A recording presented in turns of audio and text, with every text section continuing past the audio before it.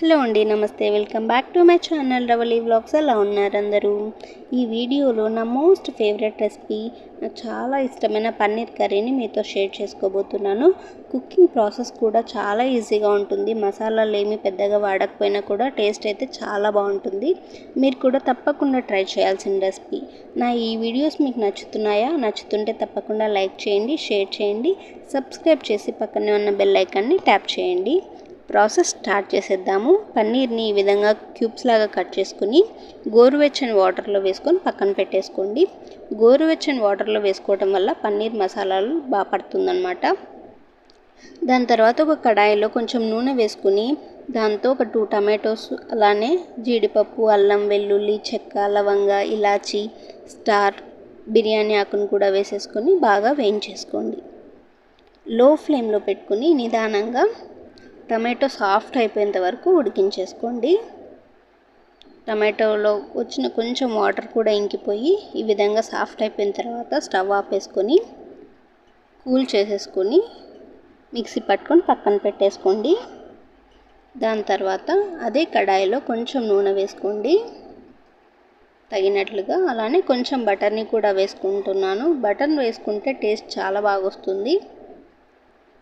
దాని తర్వాత కొంచెం సోంపు, ఒక పెద్ద ఆనియన్ని ఈ విధంగా కట్ చేసుకొని వేసుకున్నాను. మీరు చిన్న ఆనియన్స్ అయితే ఒక 2 వరకు వేసుకోవచ్చు. దాని తర్వాత మనం ముందుగా తయారు చేసుకొని పెట్టుకున్న జీడిపప్పు, టమాటో పేస్ట్ని కూడా వేసేసుకోండి. వీటిలోంచి పచ్చి వాసన పోయిన తర్వాత కొంచెం పసుపు, అలానే ఒక 2 స్పూన్స్ వరకు కారం, ఒక 2 స్పూన్స్ ధనియాల పొడిని కూడా వేసేసుకొని కారం పచ్చివాసన పోయేంత వరకు బాగా వేయించేసుకోండి. దాని తర్వాత కొంచెం వాటర్ యాడ్ చేసుకోండి. ఈ విధంగా కన్సిస్టెన్సీ వచ్చి బాగా ఉడుకుతున్నప్పుడు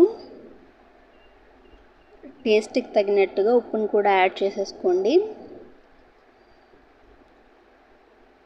చూసారు కదా, కన్సిస్టెన్సీ ఈ విధంగా ఉంది.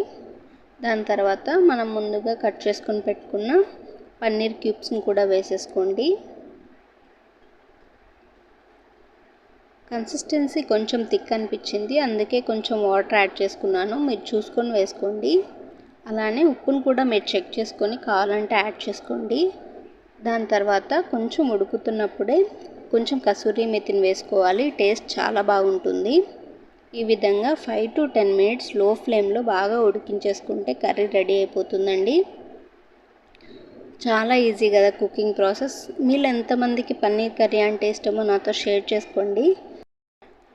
ఆల్మోస్ట్ అయిపోయింది. దింపే ముందు బటర్ని వేసేసుకొని స్టవ్ ఆపేసుకోండి. మీరు కూడా తప్పకుండా ట్రై చేసి మీకు ఎలా వచ్చిందో నాతో షేర్ చేసుకోవటం అస్సలు మర్చిపోకండి. Thank you for watching.